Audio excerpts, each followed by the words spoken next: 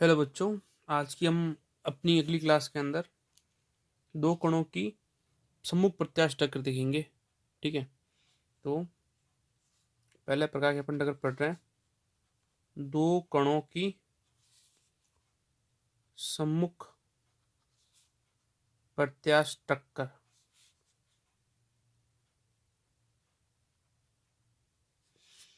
ये अपन पढ़ेंगे उन प्रयोगशाला निर्देश फ्रेम में है। प्रयोगशाला निर्देश फ्रेम एल फ्रेम में, एल फ्रेम में। ठीक है, अपन मानते शुरुआत में कि अपने पास में दो द्रव्यमान है। ठीक है, माना दो कण, माना दो द्रव्यमान, एक है M1 और दूसरा है M2। ठीक है, M1 व M2 है।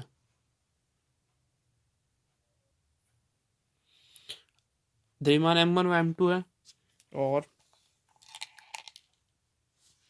इनका प्रारंभिक वेग, इनका टक्कर से पहले का वेग U1 व U2 है तथा टक्कर के पश्चात वेग V1 व V2 है।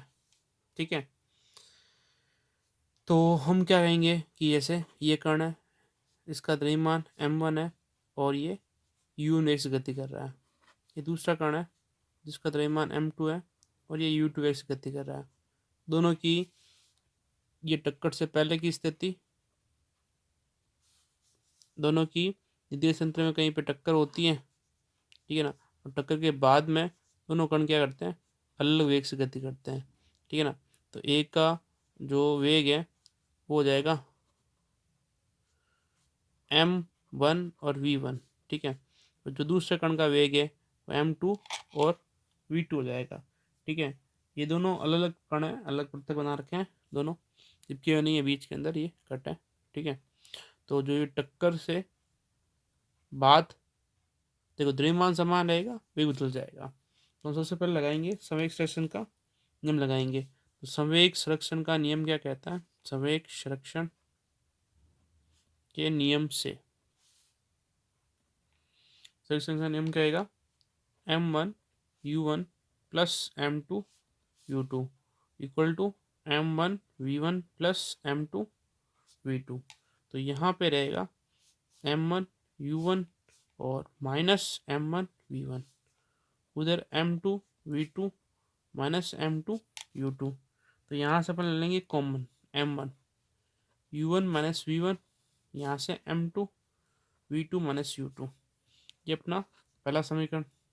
अब अपन लगाएंगे गतिज ऊर्जा संरक्षण का नियम। गतिज ऊर्जा संरक्षण के नियम से ये रहेगी half M1 U1 square plus half M2 U2 square. वो इधर रहेगी half M1 U1 square plus half M2 V2 square. ठीक है, तो यहाँ पे हाफ से हाफ सब कैंसिल हो जाएंगे, वापस M1 U1 square minus M1 V1 square और इधर M2 V2 square minus M2 U2 square. M1 हो गया common U1 square minus U1 square, इधर M2 common V2 square minus U2 का स्क्वायर। ठीक है, नेक्स्ट ये अपने जो दो समीकरण है उन दोनों समीकरण को आपस में डिवाइड करते हैं। समीकरण 2 समीकरण 1 को आपस में भाग करते हैं। समीकरण 2 को 1 के अंदर भाग दिया तो क्या मिलेगा? M1 U1 का स्क्वायर माइनस V1 का स्क्वायर बट्टा में M1 U1 माइनस V1 और दूसरी साइड में M2 U2 का स्क्वायर माइनस V2 का स्क्वायर, U2 V2 नहीं V2 माइनस U2 है, V2 माइनस U2 का स्क्वायर। ठीक है, अपॉन में M2 V2 माइनस U2 ठीक है, तो ये चीज़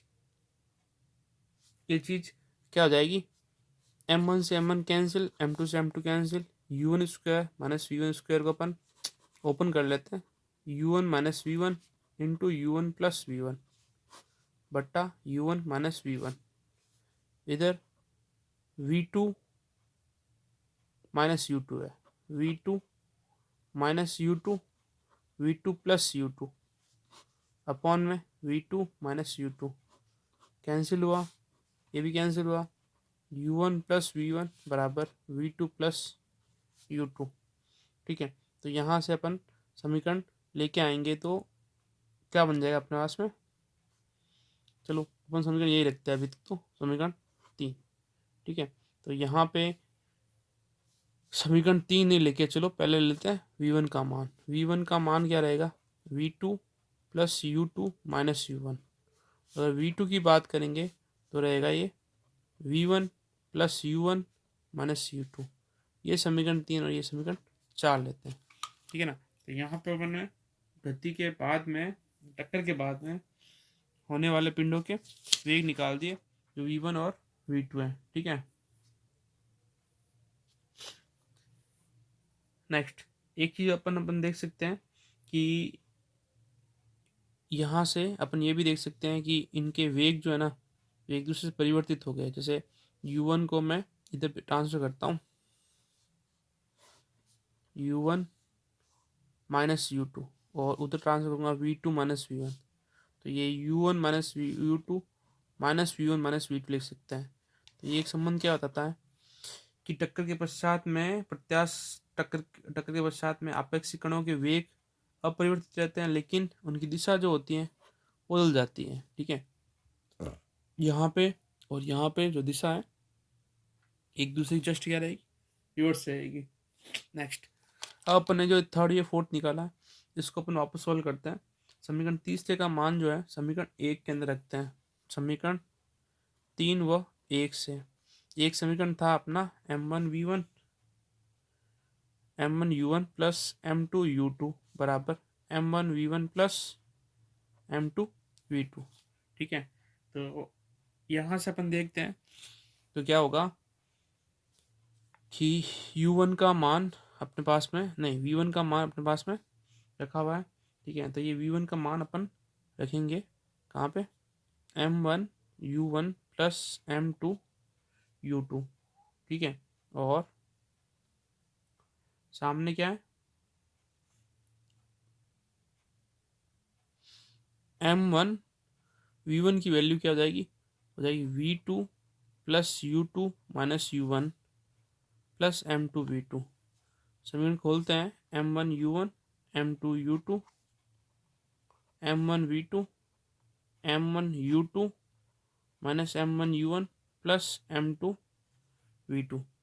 ठीक है, दो पद ये और ये एक जैसे हैं, एक तरफ ले आए। ठीक है, बचे हुए क्या है, m2u2, v2 इधर रखते हैं, इस u2 को भी उधर ले जाते हैं, माइनस m1u2, ये रह जाएगा m1v2 प्लस m2v2। ठीक है, ये आपस में जुड़ जाएंगे, ये u1 m1 u1 को लेके आए थे अपन। ठीक है ना, m1 u1, तो ये 2m1 u1, और यहाँ पे मैं लूँगा u2 common, m2 minus m1, यहाँ से मैं लूँगा m1 प्लस m2 और ये v2 पार। ठीक है, तो v2 की जो वैल्यू रहेगी वो हो जाएगी 2m1 u1 बट्टा m1 plus m2, u2 m2 minus m1 बट्टा m1 प्लस m2। ठीक है, तो ये जो दो मान है वो दो मान, हाँ v2 का मान जो है वापस लिखता हूँ यहाँ पे,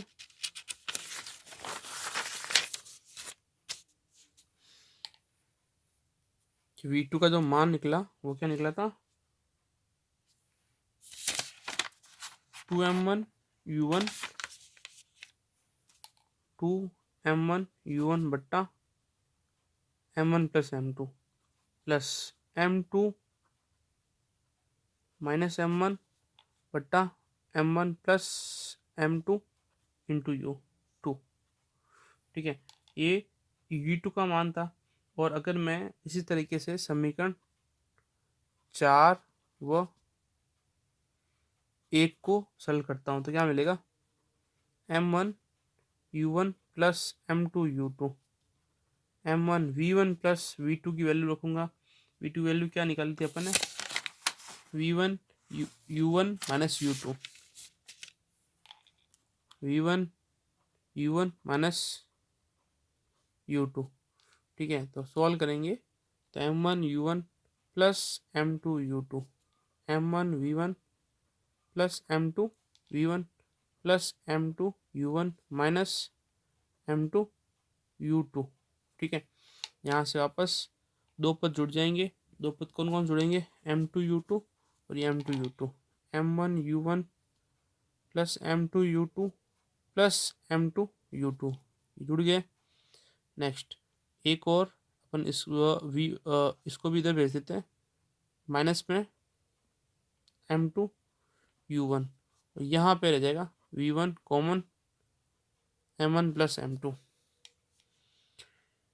नेक्स्ट आगे देखते हैं अपन, ये दोनों तो जुड़ के हो जाएंगे 2m2 u2। ठीक है, और ये हो जाएगा plus m1 minus m2 into u1, v1 m1 plus m2। तो v1 की वैल्यू क्या रहेगी, 2m2 u2 plus 2m1 minus m2 into u1 बट्टा m1 प्लस m2 बट्टा m1 प्लस m2। ये v1 की वैल्यू हो गई और वो v2 की वैल्यू हो गई m1 u1 m1 m2, m1 u2 यहाँ पे m2 है, ओके m2 u2, ये m2 माइनस m1, यहाँ m1 minus m2, m1 plus m2 और ये v1 और u2। ये जो समीकरण अपने वो क्या है, 5 और 6 है। ठीक है ना, ये समीकरण 5 और ये समीकरण 6। अब ये समीकरण 5 और ये जो 6 समीकरण है वो एक दूसरे के विपरीत है। कैसे, इससे मैं लिख सकता हूँ v1 को v2, 2m1 को u1 और m1 प्लस m2 लिखो चाहे m2 प्लस m1 लिखो, एक ही बात है। और ये m1 की जगह m2, m1 की जगह m2 की जगह m1 और u1 की जगह u2। मतलब मैं फर्स्ट को सेकंड से रिप्लेस करूँगा तो मेरा ऊपर वाला समीकरण आ जाएगा 5। ठीक है, अब ये जो दो वेग के समीकरण है, उन वेग की समीकरण की सहायता से अपन को अलग स्थिति के अंदर इसकी स्थिति याद करनी है कि किस तरफ क्या स्थिति होती है। दूसरी चीज़, अगर मैं गति ऊर्जा की बात कर रहा हूँ तो गति ऊर्जा इसके अंदर क्या है, सुरक्षित है। तो गति ऊर्जा का जो अनुपात है वो क्या होगा, 1 अनुपात प्राप्त होगा। ठीक है, तो गति ऊर्जा सुरक्षित रहती है। ठीक है, और टक्कर के पश्चात इनका वेग कुछ ये प्राप्त होगा।